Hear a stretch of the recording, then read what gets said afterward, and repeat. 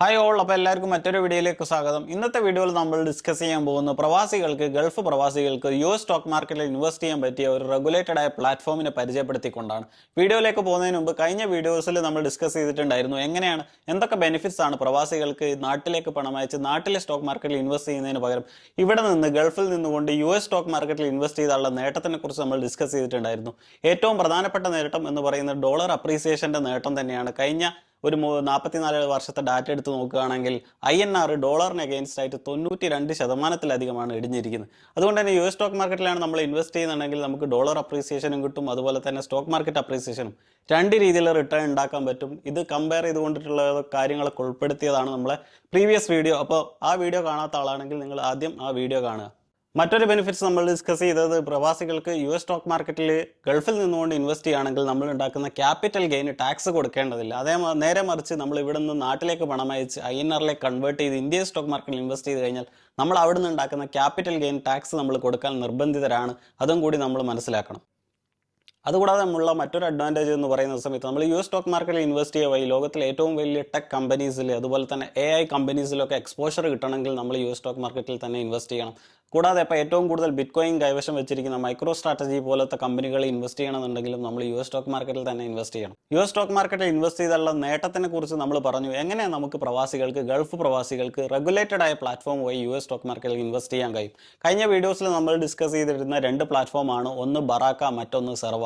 ബറാക്കയെ കുറിച്ചിട്ടുള്ള ഡീറ്റെയിൽഡ് ആയിട്ടുള്ള വീഡിയോ ഞാൻ മുമ്പ് ചെയ്തിട്ടുണ്ടായിരുന്നു. ആ സമയത്ത് പല ആളുകളും റിക്വസ്റ്റ് ചെയ്തിട്ടുണ്ടായിരുന്നു ഇതേപോലെ തന്നെ സർവേയെ കുറിച്ചിട്ടുള്ള ഒരു വീഡിയോസ് A to Z കാര്യങ്ങൾ ഉൾപ്പെടുത്തിയിരുന്നത്, അതായത് അക്കൗണ്ട് ഓപ്പണിംഗ് മുതൽ ഫണ്ട് ആഡ് ചെയ്യുന്നത് മുതൽ അവസാനം ഫണ്ട് ആഡ് ചെയ്ത് സ്റ്റോക്ക് വാങ്ങി വിഡ്രോ ചെയ്യുന്നവരെ കാര്യങ്ങൾ ഉൾപ്പെടുത്തിയിട്ടുള്ള ഒരു വീഡിയോ ചെയ്യണമെന്ന് പറയുന്നുണ്ടായിരുന്നു. അതിൻ്റെ ബേസിലാണ് നമ്മളെ ഇന്നത്തെ വീഡിയോയിലേക്ക് പോകുന്നതിന് മുമ്പ് ഇനി എൻ്റെ ചാനൽ സബ്സ്ക്രൈബ് ചെയ്തിട്ടുണ്ടെങ്കിൽ സബ്സ്ക്രൈബ് ചെയ്യുക. എന്തെങ്കിലും കാര്യത്തിൽ ഡൗട്ട് ഉണ്ടെങ്കിൽ നിങ്ങൾക്ക് കമൻറ്റ് ചെയ്യുക. വീഡിയോ ഇഷ്ടപ്പെട്ട് കഴിഞ്ഞാൽ ഫ്രണ്ട്സ്, ഫാമിലി മെമ്പേഴ്സിൻ്റെ അടുത്തേക്കൊക്കെ ഷെയർ ചെയ്യാനും മറക്കരുത്. അടുത്ത ക്വസ്റ്റ്യൻ, എങ്ങനെ നമുക്ക് പ്രവാസികൾക്ക്, ഗൾഫ് പ്രവാസികൾക്ക് US സ്റ്റോക്ക് മാർക്കറ്റിൽ അതും റെഗുലേറ്റഡ് ആയ പ്ലാറ്റ്ഫോം വഴി നമുക്ക് ഇൻവെസ്റ്റ് ചെയ്യാൻ പറ്റും? ഇവിടെ നമുക്ക് ഇഷ്ടംപോലെ പ്ലാറ്റ്ഫോമുകളുണ്ട്, കൂണുപോലെ പൊന്തിയിരിക്കുന്ന ഒരുപാട് പ്ലാറ്റ്ഫോമുകളുണ്ട്. പലതിലും നമ്മൾ അക്കൗണ്ട് ഓപ്പൺ ആക്കി ഫണ്ട് ചെയ്യാൻ പറ്റും, പല സമയത്തും വിഡ്രോ ചെയ്യാൻ പല ആളുകൾക്കും പറ്റില്ല, പല സ്കാമിലും പെട്ടുപോയി എന്നൊക്കെ പറഞ്ഞ് പല ആളുകളും മെസ്സേജ് അയക്കാറുണ്ട്. അതുകൊണ്ട് തന്നെ നമ്മൾ ഇൻവെസ്റ്റ് ചെയ്യുന്ന സമയത്ത് എപ്പോഴും റെഗുലേറ്റഡ് ആയ പ്ലാറ്റ്ഫോം വഴി വേണം നമ്മൾ ഇൻവെസ്റ്റ് ചെയ്യാൻ. അങ്ങനെ ഗൾഫ് പ്രവാസികൾക്ക് അല്ലെങ്കിൽ GCC റീജിയനിലുള്ള ആളുകൾക്ക് US സ്റ്റോക്ക് മാർക്കറ്റിൽ ഇൻവെസ്റ്റ് ചെയ്യാൻ പറ്റുന്ന റെഗുലേറ്റഡ് ആയിട്ടുള്ള ഒരു പ്ലാറ്റ്ഫോമാണ് സെർവ എന്ന് പറയുന്നത്. സെർവ അബുദാബി ഗ്ലോബൽ മാർക്കറ്റിലാണ് ലിസ്റ്റഡ് ആയിരിക്കുന്നത്. ഫൈനാൻഷ്യൽ സർവീസ് റെഗുലേറ്ററി അതോറിറ്റി ആണ് ഈ ഒരു സർവേയെ റെഗുലേറ്റ് ചെയ്യുന്നത്. സർവേയിൽ അബുദാബി ഗവൺമെന്റിന്റെ തന്നെ ഇൻവെസ്റ്റ്മെന്റ് ഫണ്ടായ മുബാദലയൊക്കെ ഇൻവെസ്റ്റ് ചെയ്തിട്ടുള്ള ഒരു പ്ലാറ്റ്ഫോമാണ് സെർവ എന്ന് പറയുന്നത്. സോ അടുത്ത ക്വസ്റ്റ്യൻ, എങ്ങനെ നമുക്ക് സെർവയിൽ അക്കൗണ്ട് ഓപ്പൺ ആക്കാൻ കഴിയും? നിങ്ങൾ പ്ലേ സ്റ്റോറിലോ ആപ്പ് സ്റ്റോറിലോ ഒക്കെ പോയി കഴിഞ്ഞിട്ട് സെർവ എന്ന് ടൈപ്പ് ചെയ്യുന്ന സമയത്ത് നിങ്ങൾക്ക് ഈ ഒരു ആപ്ലിക്കേഷൻ ഡൗൺലോഡ് ചെയ്യാൻ പറ്റും. നിങ്ങൾ ആപ്ലിക്കേഷൻ സൈനപ്പ് ചെയ്യുന്ന സമയത്ത് ഈ ഒരു റെഫറൽ കോഡ് യൂസ് ചെയ്തുകൊണ്ടാണ് നിങ്ങൾ ഈ ആപ്ലിക്കേഷൻ സൈനപ്പ് ചെയ്യുന്നതെങ്കിൽ 3 മാസത്തിനുള്ളിൽ നിങ്ങൾ $500 ഫണ്ട് ചെയ്ത് കഴിഞ്ഞാൽ നിങ്ങൾക്ക് 500 ദിർഹംസ് വരെ ഫ്രീ ആയിട്ട് റെഫറൽ ബോണസ് ആയിട്ട് കിട്ടുന്നതായിരിക്കും. 500 ദിർഹംസ് കിട്ടാനായിട്ടുള്ള റെഫറൽ കോഡും അതുപോലെ തന്നെ ഡൗൺലോഡ് ചെയ്യാനുള്ള ലിങ്കും ഒക്കെ ഞാൻ ഈ വീഡിയോൻ്റെ ഡിസ്ക്രിപ്ഷനിൽ കൊടുത്തിട്ടുണ്ട്. അപ്പോൾ അത് ആ ഡിസ്ക്രിപ്ഷനിൽ പോയി കഴിഞ്ഞാൽ അത് നിങ്ങൾക്ക് കിട്ടുന്നതാണ്. സർവേയിൽ നമ്മൾ KYC കാര്യങ്ങളൊക്കെ കംപ്ലീറ്റ് ചെയ്ത് കഴിഞ്ഞാൽ മാക്സിമം 2 ബിസിനസ് ഡേയ്സിനുള്ളിൽ തന്നെ നമ്മൾ അക്കൗണ്ട് ആക്റ്റീവ് ആകുന്നതാണ്. സർവേയും ബറാക്കയും കമ്പയർ ചെയ്യുന്ന സമയത്ത് രണ്ടും UAE ബേസ്ഡ് ആയിട്ടുള്ള US സ്റ്റോക്ക് മാർക്കറ്റിൽ ഇൻവെസ്റ്റ് ചെയ്യാൻ പറ്റുന്ന റെഗുലേറ്റഡ് ആയിട്ടുള്ള പ്ലാറ്റ്ഫോമാണ്. രണ്ടിലും ട്രാൻസാക്ഷൻ ഫീസും കാര്യങ്ങളൊക്കെ ഏകദേശം സെയിം ആണ്. ഒരേ ഒരു അഡ്വാൻറ്റേജ് സർവേയിൽ നമുക്കുള്ളത് എന്ന് പറയുന്ന സമയത്ത് വിഡ്രോ ചെയ്യുന്ന സമയത്ത് സർവേയിൽ ഫീസും കാര്യങ്ങളൊന്നുമില്ല. അതേസമയത്ത് ബറാക്കയിൽ നമ്മൾ പ്രീമിയം അക്കൗണ്ട് ഹോൾഡർ അല്ലെങ്കിൽ $25 അവർ വിഡ്രോവൽ ഫീസായിട്ട് ചാർജ് ചെയ്യുന്നതാണ്. സർവേയിലുള്ള മറ്റൊരു അഡീഷൻ എന്ന് പറയുന്നത് സർവേയിൽ നമുക്ക് ഓപ്ഷൻസ് ട്രേഡ് ചെയ്യാൻ പറ്റും. അതുപോലെ തന്നെ നമുക്ക് മണി മാർക്കറ്റ്, ഫിക്സഡ് ഇൻകം കിട്ടുന്ന ഇൻസ്ട്രുമെന്റ്സിലൊക്കെ നമുക്ക് ഇൻവെസ്റ്റ് ചെയ്യാൻ പറ്റി കുറഞ്ഞ റിട്ടേൺ ആഗ്രഹിക്കുന്ന ആളുകൾ, അതായത് ലെസ് റിസ്കി ആയിട്ടുള്ള കുറഞ്ഞ റിട്ടേൺ ആഗ്രഹിക്കുന്ന ആളുകൾക്ക് അത്തരത്തിലുള്ള സെർവ സേവ് എന്ന അക്കൗണ്ട് ഓപ്പൺ ആക്കി കഴിഞ്ഞ് റിട്ടേൺ എടുക്കാൻ പറ്റും. അതുപോലെ മറ്റ് വ്യത്യസ്തങ്ങളായ അക്കൗണ്ടുകളും സർവേയിൽ അഡീഷണൽ ആയിട്ട് ബറാക്കയെ കമ്പയർ ചെയ്യുന്ന സമയത്തുണ്ട്. സർവേയിൽ നമുക്ക് പല ഓപ്ഷൻസും ഉണ്ട്. ഉദാഹരണത്തിന് നിങ്ങൾ സെർവ ട്രേഡ് അക്കൗണ്ടാണ് ഓപ്പൺ ആക്കുന്നതെങ്കിൽ നിങ്ങൾ തന്നെ സ്വന്തം സ്റ്റോക്കുകളും അതുപോലെ ETF കണ്ടെത്തി നിങ്ങൾ തന്നെ സ്വന്തമായിട്ട് ഇൻവെസ്റ്റ് ചെയ്യാൻ ഉദ്ദേശിക്കുന്ന ഒരാളാണെങ്കിൽ നിങ്ങൾക്ക് സെർവ ട്രേഡ് ഉപയോഗിച്ചുകൊണ്ട് ആ രീതിയിൽ നിങ്ങൾക്ക് സ്വന്തമായിട്ട് സ്റ്റോക്ക് വാങ്ങാം, വിൽക്കാം, അതിനൊക്കെ വേണ്ടിയിട്ട് ഉപയോഗിക്കാൻ പറ്റുന്ന അക്കൗണ്ടാണ് സെർവ ട്രേഡ് എന്ന് പറയുന്നത്. ഓരോ ഓർഡറിനും, അതായത് ഒരു ബൈ ഓർഡറിനും ഒരു സെൽ ഓർഡറിനും ഒരു മിനിമം $1 ചാർജ് ചെയ്യുന്നത്. മിനിമം $1 എന്ന് പറയുന്ന സമയത്ത് $1 മിനിമം ആയിട്ട് അവർ ചാർജ് ചെയ്യും. അതിന് മുകളിലായിട്ട് 0.25% $1 ഏതാണ് ഹയർ എന്ന് വെച്ച് കഴിഞ്ഞാൽ അതാണ് അവർ ചാർജ് ചെയ്യുന്നത്. സർവേയിലുള്ള മറ്റൊരു സബ് അക്കൗണ്ടാണ് സെർവ ഇൻവെസ്റ്റ് എന്ന് പറയുന്നത്. ഉദാഹരണത്തിന് നിങ്ങൾക്ക് സ്വന്തമായിട്ട് ഏത് സ്റ്റോക്കിലാണ് ഇൻവെസ്റ്റ് ചെയ്യേണ്ടത് അല്ലെങ്കിൽ ഏത് ഫണ്ടിലാണ് ഇൻവെസ്റ്റ് ചെയ്യേണ്ടതെന്ന് അറിയില്ലെങ്കിൽ നിങ്ങൾക്ക് നിങ്ങളെ റിസ്കിൻ്റെ ബേസിസിൽ അല്ലെങ്കിൽ റിസ്ക് ക്വസ്റ്റ്യൻസ് ഒക്കെ ആൻസർ ചെയ്യുന്ന സമയത്ത് അതിൻ്റെ ബേസിസിൽ അവർ തന്നെ ഒരു പോർട്ട്ഫോളിയോ സജസ്റ്റ് ചെയ്യും. അപ്പോൾ നമ്മൾ ആഡ് ചെയ്യുന്ന ഫണ്ട് ഓട്ടോമാറ്റിക്കലായിട്ട് ആ ഒരു ഫണ്ടിൽ അലോക്കേറ്റ് ആവുന്ന ഒരു ഓപ്ഷൻസും കൂടി സർവ നമുക്ക് പ്രൊവൈഡ് ചെയ്യും. അതുകൂടാതെ സർവയിലുള്ള മറ്റൊരു അക്കൗണ്ട് എന്ന് പറയുന്നത് സർവ ക്രിപ്റ്റോ അക്കൗണ്ട്. ഉദാഹരണത്തിന് നിങ്ങൾക്ക് ക്രിപ്റ്റോയിൽ ഇൻവെസ്റ്റ് ചെയ്യേണ്ട ആളാണെങ്കിൽ നിങ്ങൾക്ക് സർവ ക്രിപ്റ്റോ വഴി നിങ്ങൾക്ക് ബിറ്റ് കോയിൻ ETF അതുപോലെ തന്നെ മറ്റ് ക്രിപ്റ്റോ ETFകളൊക്കെ ഇൻവെസ്റ്റ് ചെയ്യാൻ പറ്റും. നിങ്ങൾ മനസ്സിലാക്കേണ്ടത്, നിങ്ങൾ ബിറ്റ് കോയിൻ ETF ഇൻവെസ്റ്റ് ചെയ്ത് കഴിഞ്ഞാൽ നിങ്ങൾ ഡയറക്റ്റായിട്ട് ബിറ്റ് കോയിൻ കിട്ടില്ല, പകരം ബിറ്റ് കോയിൻ ETF ആണ് കിട്ടുക. നിങ്ങൾ വിഡ്രോ ചെയ്യുന്ന സമയത്ത് നിങ്ങൾക്ക് ബിറ്റ് കോയിൻ ആയിട്ട് വിഡ്രോ ചെയ്യാൻ പറ്റില്ല, പകരം ക്യാഷ് ആയിട്ടാണ് വിഡ്രോ ചെയ്യാൻ പറ്റും. ഇതുപോലെ തന്നെ സർവയിലുള്ള മറ്റൊരു ഓപ്ഷനാണ് സർവ സേവ് എന്ന് പറയുന്ന അക്കൗണ്ട്. ഉദാഹരണത്തിന് നിങ്ങൾ റിസ്ക് എടുക്കാൻ വളരെ വില്ലിങ് അല്ലാത്ത ഒരാളാണെങ്കിൽ, നിങ്ങൾക്ക് കുറഞ്ഞ റിസ്ക് എടുക്കാൻ താല്പര്യമുള്ള, കുറഞ്ഞ റിട്ടേൺ ആഗ്രഹിക്കുന്ന ഒരാളാണെങ്കിൽ നിങ്ങൾക്ക് സർവ സേവ് ഓപ്റ്റ് ചെയ്തുകൊണ്ട് നിങ്ങൾക്ക് ഇൻവെസ്റ്റ് ചെയ്യാൻ പറ്റും. ഇതിൽ കൺവെൻഷണൽ ഇൻവെസ്റ്റ്മെൻറ്റും ഹലാൽ കൺവീനിയൻ്റ് ആയിട്ടുള്ള ഇൻവെസ്റ്റ്മെൻറ്റും നിങ്ങൾക്ക് ഈ സർവ സേവിലൂടെ ചെയ്യാൻ പറ്റും. ഏകദേശം ഒരു 3 to 4% അങ്ങാനാണ് ഇവർ ഇതിന് കൊടുക്കുന്ന റിട്ടേൺ എന്ന് പറയുന്നത്. അപ്പോൾ നമ്മൾ സർവേയിൽ അക്കൗണ്ട് ഒക്കെ ഓപ്പൺ ആക്കി നമ്മൾ സർവേയിലേക്ക് ഇനി ഫണ്ട് ചെയ്യാൻ പോവുകയാണ്. ഫണ്ട് ചെയ്യുന്ന സമയത്ത് നമുക്ക് 3 രീതിയിലുള്ള ഓപ്ഷൻസ് ആണ് അവിടെ വരുന്നത്. ഒന്ന്, നമുക്ക് UAE ബാങ്ക് ലിങ്ക് ചെയ്തുകൊണ്ട് നമുക്ക് ഫണ്ട് ഇതിലേക്ക് ആഡ് ചെയ്യാൻ പറ്റും. ഏറ്റവും UAEയിലുള്ള ആളുകളാണെങ്കിൽ ഏറ്റവും കോസ്റ്റ് എഫിഷ്യൻ്റ് ആയിട്ട്, നമുക്കറിയാം നമുക്ക് സർവേയിൽ നമുക്ക് ഡോളറിലേക്കാണ് ഫണ്ട് ആഡ് ചെയ്യുന്നത്, അതുകൊണ്ട് തന്നെ എക്സ്ചേഞ്ച് റേറ്റ് ലോസ് ഒക്കെ അവിടെ വരും. അപ്പോൾ ഏറ്റവും കുറഞ്ഞ എക്സ്ചേഞ്ച് റേറ്റ് ലോസിൽ ഫണ്ട് ചെയ്യാൻ പറ്റുന്ന ഓപ്ഷൻസ്, UAEയിലുള്ള ആളുകൾക്ക് ചെയ്യാൻ പറ്റുന്ന ഓപ്ഷൻസ് എന്ന് പറയുന്നത് നിങ്ങളെ UAE ബാങ്ക് അതിലേക്ക് ലിങ്ക് ചെയ്തുകൊണ്ട് നിങ്ങൾക്ക് സർവേയിലേക്ക് ഫണ്ട് ചെയ്യാനുള്ള ഓപ്ഷൻസ് ആണ് ഏറ്റവും കോസ്റ്റ് എഫക്റ്റീവ് എന്ന് പറയുന്നത്. അതുപോലെ തന്നെ സർവേയിൽ ഫണ്ട് ചെയ്യാൻ പറ്റുന്ന മറ്റൊരു ഓപ്ഷൻസ് ആണ് നമുക്ക് ഡെബിറ്റ് കാർഡ് വെച്ചും നമുക്ക് സർവേയിലേക്ക് ഫണ്ട് ആഡ് ചെയ്യാൻ പറ്റും. ഇപ്പോൾ നമ്മൾ UAEക്ക് പുറത്തൊക്കെ ഉള്ള ആളുകളാണെങ്കിൽ, ഖത്തറിൽ അല്ലെങ്കിൽ മറ്റ് GCC കൺട്രീസിലൊക്കെ ജീവിക്കുന്ന ആളാണെങ്കിൽ കുറഞ്ഞ ഫണ്ടൊക്കെ ആഡ് ചെയ്യുന്ന സമയത്ത് ഏറ്റവും കോസ്റ്റ് എഫിഷ്യൻറ്റും അതുപോലെ തന്നെ ഏറ്റവും കുറഞ്ഞ എക്സ്ചേഞ്ച് റേറ്റ് ലോസും വരുന്നത് എപ്പോഴും നമ്മൾ ഡെബിറ്റ് കാർഡ് വെച്ച് ഫണ്ട് ആഡ് ചെയ്യുന്ന സമയത്താണ്. അതുകൊണ്ട് തന്നെ നിങ്ങൾ പുറത്തുനിന്ന് UAEൻ്റെ പുറത്തുനിന്ന് ഫണ്ട് ആഡ് ചെയ്യുന്ന ആളാണെങ്കിൽ, അതും ചെറിയ എമൗണ്ട് ആഡ് ചെയ്യുന്ന ആളാണെങ്കിൽ നിങ്ങൾക്ക് ഡെബിറ്റ് കാർഡ് വെച്ച് ഫണ്ട് ചെയ്യുന്നതാവും ഏറ്റവും കോസ്റ്റ് എഫക്റ്റീവ്. അതുപോലെ തന്നെ നമുക്ക് വയർ ട്രാൻസ്ഫർ ചെയ്തുകൊണ്ടും സർവേയിലേക്ക് ഫണ്ട് ചെയ്യാൻ പറ്റും. UAEൻ്റെ പുറത്തുള്ള ആളുകളൊക്കെ വലിയ എമൗണ്ട് ആഡ് ചെയ്യുന്ന സമയത്ത് വയർ ട്രാൻസ്ഫർ ചെയ്യാൻ പറ്റും. UAEയിലുള്ള ആളുകൾക്ക് ഏറ്റവും കോസ്റ്റ് എഫിഷ്യൻറ്റും ഏറ്റവും എക്സ്ചേഞ്ച് റേറ്റ് ലോസും കുറഞ്ഞു വരുന്നത് ഞാൻ നേരത്തെ പറഞ്ഞു, നമ്മളെ UAE ബാങ്ക് ലിങ്ക് ചെയ്തുകൊണ്ട് നമ്മൾ ഫണ്ട് ട്രാൻസ്ഫർ ചെയ്യുന്നതാണ്. അതിൽ തന്നെ നമുക്ക് ഇൻസ്റ്റൻറ്റ് ഫണ്ടിങ് ഉണ്ട്. ഇൻസ്റ്റൻറ്റ് ഫണ്ട് ചെയ്യുന്ന സമയത്ത് നമ്മൾ ആഡ് ചെയ്യുന്ന ഫണ്ട് പെട്ടെന്ന് തന്നെ ക്രെഡിറ്റ് ആവും, അതിന് ഫീസ് കുറച്ച് കൂടുതലാണ്. ഡെബിറ്റ് കാർഡ് വെച്ച് ആഡ് ചെയ്യുന്ന സമയത്ത് ഫണ്ട് ഇൻസ്റ്റൻ്റ് ആയിട്ട് തന്നെ ഈ സർവേയുടെ അക്കൗണ്ടിൽ ക്രെഡിറ്റ് ആവുന്നതാണ്. അപ്പോൾ നമ്മൾ ഓൾറെഡി സർവ അക്കൗണ്ട് ഫണ്ട് ചെയ്ത് കഴിഞ്ഞു, ഫണ്ടൊക്കെ ഓൾറെഡി റിഫ്ലക്റ്റ് ആയി. ഇനി നമുക്ക് ഈ ഫണ്ട് ഉപയോഗിച്ചുകൊണ്ട് എങ്ങനെ സ്റ്റോക്ക് വാങ്ങിക്കാം, വിൽക്കാം, അതുപോലെ തന്നെ വിഡ്രോ ചെയ്യാം തുടങ്ങിയ കാര്യങ്ങളൊക്കെ ഡിസ്കസ് ചെയ്യാം. അപ്പോൾ നമ്മൾ ഓൾറെഡി സർവ അക്കൗണ്ട് ഫണ്ട് ചെയ്തു. ഡെബിറ്റ് കാർഡ് വെച്ചാണ് നമ്മൾ ഫണ്ട് ചെയ്തത്. നമുക്ക് ഡെബിറ്റ് കാർഡ് വെച്ച് ഫണ്ട് ചെയ്തുകൊണ്ട് തന്നെ ഇൻസ്റ്റൻ്റ് ആയിട്ട് അക്കൗണ്ട് ബാലൻസ് അക്കൗണ്ടിൽ ഇവിടെ റിഫ്ലക്റ്റ് ആയിരിക്കുകയാണ്.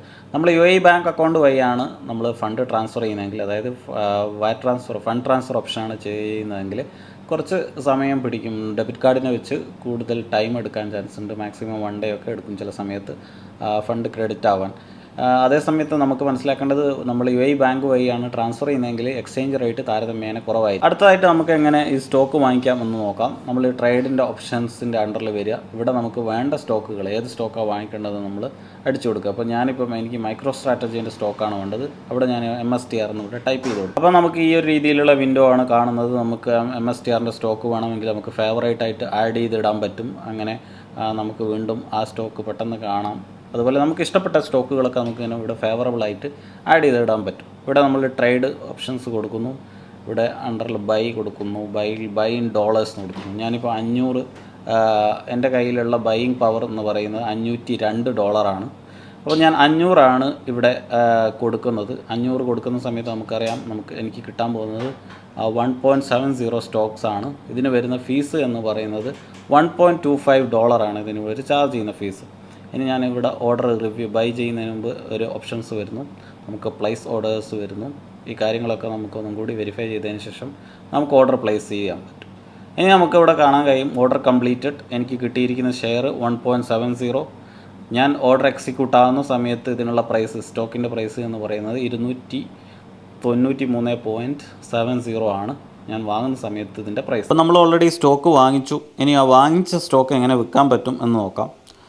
നമുക്കിവിടെ ട്രേഡ് എന്നുള്ള ഈ ഒരു ഐക്കൺ ക്ലിക്ക് ചെയ്യുക. ആ സമയത്ത് നമ്മൾ ഹോൾഡ് ചെയ്യുന്ന അതിൻ്റെ സമ്മറി അവിടെ കാണാൻ കഴിയും. എന്തൊക്കെയാണ് നമ്മൾ ഹോൾഡ് ചെയ്യുന്നത്. നമ്മൾ ഇക്വിറ്റീസിൽ MSTR MSTY ഹോൾഡ് ചെയ്യുന്നുണ്ട്.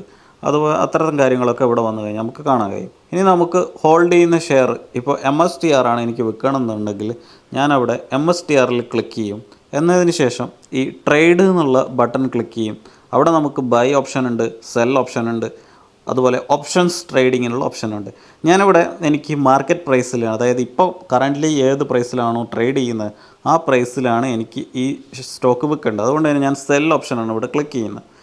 അവിടെ നമുക്ക് ഞാൻ നേരത്തെ ബൈ ചെയ്യുന്ന സമയത്ത് നമ്മൾ കാണിച്ചതുപോലെ ഇവിടെ സെല്ലിൻ ഷെയർസും ഉണ്ട്, അതുപോലെ തന്നെ സെല്ലിൻ ഡോളേഴ്സും ഉണ്ട്. സെല്ലിൻ ഷെയർസ് എന്ന് പറഞ്ഞു കഴിഞ്ഞാൽ നമുക്കിപ്പോൾ 2 സ്റ്റോക്കാണ്, 2ൽ കൂടുതൽ സ്റ്റോക്കാണ് നമുക്കുള്ളത്. എനിക്കിപ്പം ആ സ്റ്റോക്ക് വിൽക്കണമെങ്കിൽ ഞാൻ ഇവിടെ എത്ര ഷെയറാണ് വിൽക്കേണ്ടതെന്ന് ഇവിടെ ടൈപ്പ് ചെയ്ത് കൊടുക്കും. ഇപ്പോൾ 2 ഷെയർ ആണെങ്കിൽ 2 എന്ന് ടൈപ്പ് ചെയ്ത് കൊടുക്കും. അപ്പോൾ കറണ്ട് മാർക്കറ്റ് പ്രൈസിൽ ആ 2 ഷെയറിൻ്റെ ഓർഡർ എക്സിക്യൂട്ട് ആവും.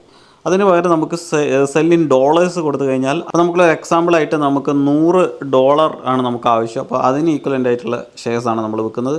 $100 നമുക്ക് വിൽക്കുന്ന സമയത്ത് നമുക്ക് 0.34 ഷെയർസാണ് സെല്ലാവുന്നത്.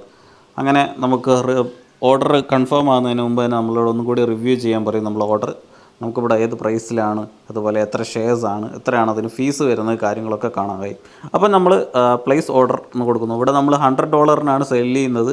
അപ്പോൾ $1 ഫീസായിട്ട് വരുന്നുണ്ട്. ബാക്കി നമുക്ക് $99 നമുക്ക് ഈ ഷെയർ വിറ്റാൽ നമുക്ക് കിട്ടാൻ പോകും. അപ്പോൾ നമ്മൾ സെൽ ഓർഡർ പ്ലേസ് ചെയ്തു. അപ്പോൾ നമ്മൾ ടോട്ടൽ ക്യാഷ് ബാലൻസിൽ ആ ഒരു $99, അതായത് $100 ഷെയർ വിറ്റപ്പോൾ $1 അവർ ഫീസായിട്ട് എടുത്തതിന് ശേഷം ബാക്കിയുള്ള എമൗണ്ട് നമുക്ക് ക്യാഷായിട്ട് നമ്മളെ അക്കൗണ്ടിലേക്ക് അവർ ക്രെഡിറ്റ് ചെയ്തിരിക്കുകയാണ്. അപ്പോൾ നമ്മൾ ഓൾറെഡി നമ്മൾ സ്റ്റോക്ക് വിറ്റു, $100 സ്റ്റോക്ക് വിറ്റു, $1 അവർ ഫീസ് എടുത്തു, ബാക്കി $99 നമ്മളെ ക്യാഷ് അക്കൗണ്ടിൽ ഇപ്പോൾ കാണിക്കുന്നുണ്ട്. അതിൻ്റെ ബ്രേക്ക് ഡൗൺ എടുക്കുന്ന സമയത്ത് നമ്മൾ ടോട്ടൽ ഡെപ്പോസിറ്റ് ചെയ്ത എമൗണ്ട്, നമ്മൾ വിഡ്രോ ചെയ്ത എമൗണ്ട്, അവൈലബിൾ ടു വിഡ്രോ ഒക്കെ കാണുന്നുണ്ട്.